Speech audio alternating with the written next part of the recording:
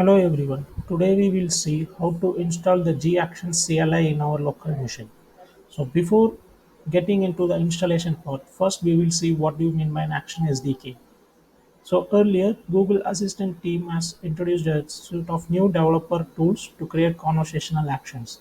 So they have provided two options, like one is an action builder and then an Actions SDK. So we'll see first what's an Actions builder. So Actions Builder is a web-based IDE. Using that, you can develop, test, and actions directly. So earlier, what we are doing is like we will be creating an action in our Google Action Console, and then we will be moving to the dialog flow to make the conversation, and then we will integrate those and we'll test the action. So instead of having a two set of options, so now the Actions Builder provide a single option, like you can create all those interns, entities, slots, scenes, everything from the Actions Builder, and you can test your action and you can deploy it. So that's a thing available in the new Actions Builder. So we will see how to create an action in Actions Build using Actions Builder soon. So now we will see what's new with the Actions SDK.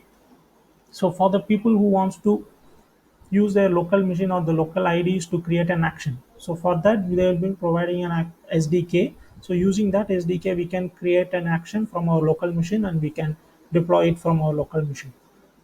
So the features of the Actions SDK is like first one is an open file based option. So in that you can create the interns, scenes, types, entities, everything from that file based system. So there are two options, like one is an AMP YARN file and a JSON file. So you can create an action with that one.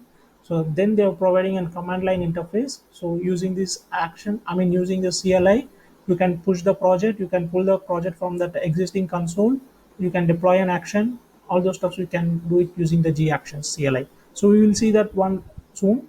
And the third option is the webhook. So that's, suppose if your action is having some business logics. So for that, we can use this webhook.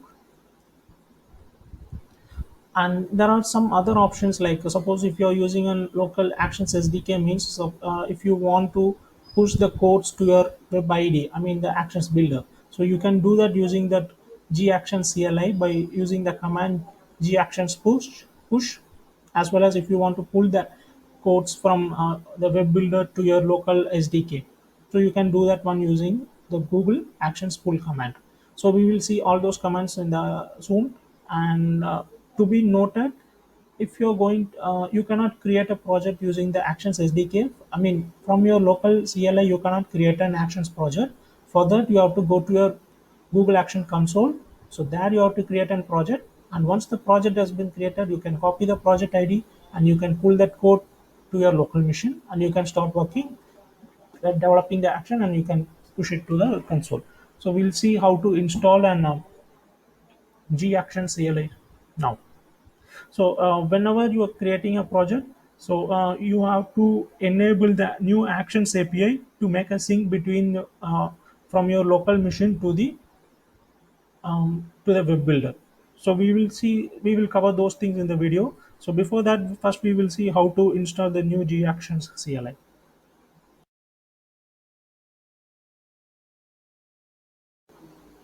So once a project has been created in the Action Console, so you can see the options like the main invocation, scenes, intents, types, webhooks.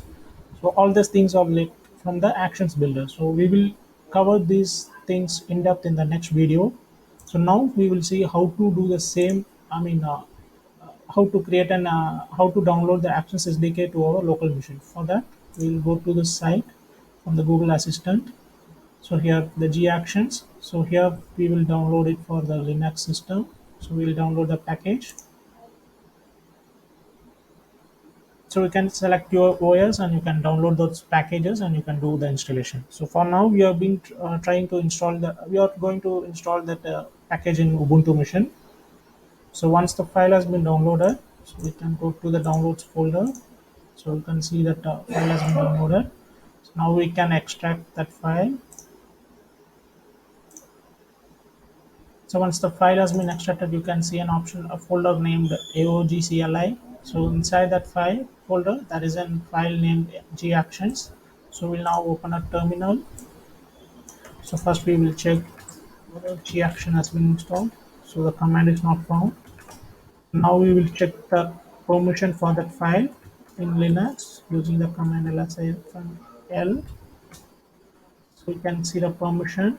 So to execute a permission, you can use the command chmod plus x reactions.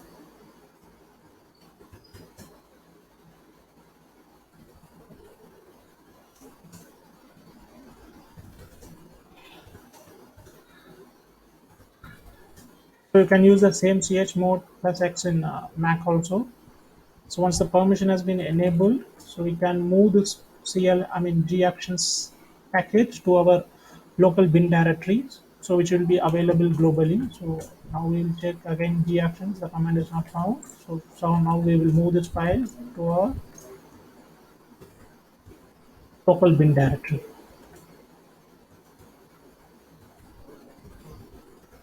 AOGCLI. We take the file which we want to move to the location destination and here it goes. Now you can see the background, the file has been moved. So we'll check it in local directory.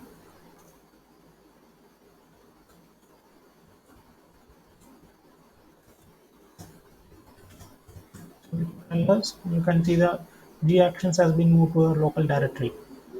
So now if we do the command G actions, you can see the options like available commands, like decrypt, deploy, help, init, login, all those stuff. Now we will try to log in. So we'll go to the root directory. Now we give the command G actions login. Now it takes one. Now we go here, we'll give that file. Now we'll click on. So it will ask for the permissions.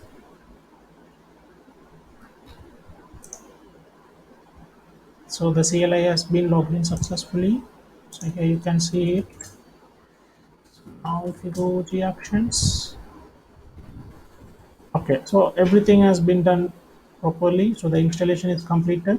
So in the next video, we will see how to create a project and how to create a project in Google Actions console and then pull that project to our local SDK.